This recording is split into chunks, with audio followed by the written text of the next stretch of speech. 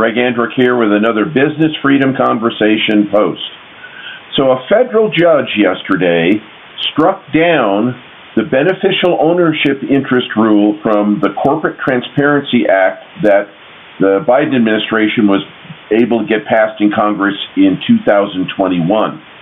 The National Association of Small Business Owners, National Small Business Association, filed suit in 2022, and the case was just heard yesterday, and a federal judge has struck down that provision where you have to register the people who not only own your business, but who, quote unquote, otherwise influence. It's very vague, very broad, and the problem is the penalties. It's a $10,000 fine and 2 years in federal prison if they second guess you and say, hey, you didn't put someone on there, and they determine that you willfully did not disclose someone. This law is 32.5 million small businesses are going to have to register under this law. It's very heavy-handed, very one-sided, and their purpose for this, the Treasury Department says, is to get money launderers, oligarchs, and other criminals. But how heavy-handed to require you, the small business owner, to register with the Financial Crimes Unit of the Treasury Department. Now, let me tell you something. This law is not about oligarchs and money launderers and people who commit crimes. This law is about you, because what they're hoping to get through, that they have part of it on the books already, but it hasn't been able to be implemented, is they want payment providers to provide the government with information on payments $600 in aggregate. Look how small that is, $600 for whatever they process to certain entities. You see where this is going?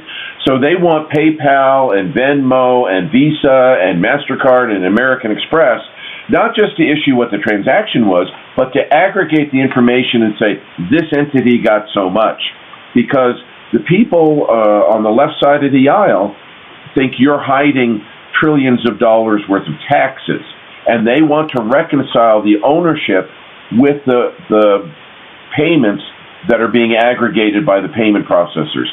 So this judge, by striking it down, is kicking this argument forward, and where we are right now, this will never see the light of day again. It depends on what happens in the midterms.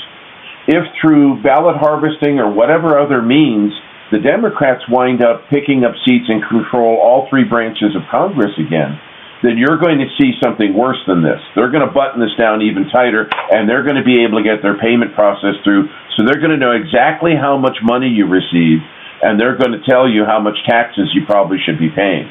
You're going to get a lot more information on this, and this is why back in 2021, they gave the IRS $80 billion to more than double their staff. They were expecting the IRS to go from 80,000 to 167,000 people. That's a lot of people, and that means they're going to come after you. And you have to remember this. This is from my trade group, the AICPA. I'm a CPA. The average American pays more in taxes, federal, state, local property, than they do for food, clothing, and shelter combined. So the average American's largest tax expense right now are taxes, because all the governments are pretty much out of control, and you're being taxed for everything. It dramatically affects your purchasing power because of where the money is going before you even get to spend it. So anyhow, the AICPA is also still recommending that you continue to file the BOI reports to FinCEN, the Financial Crimes Unit of the Treasury Department, because this is going to be litigated, and it will probably take 2 years. But like I said, the Treasury Department says this was overwhelmingly passed in Congress. It was not.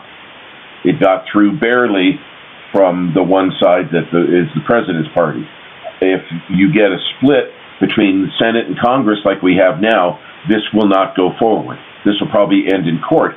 But if it goes forward, they're looking at tying down the money you receive and coming after you for more taxes.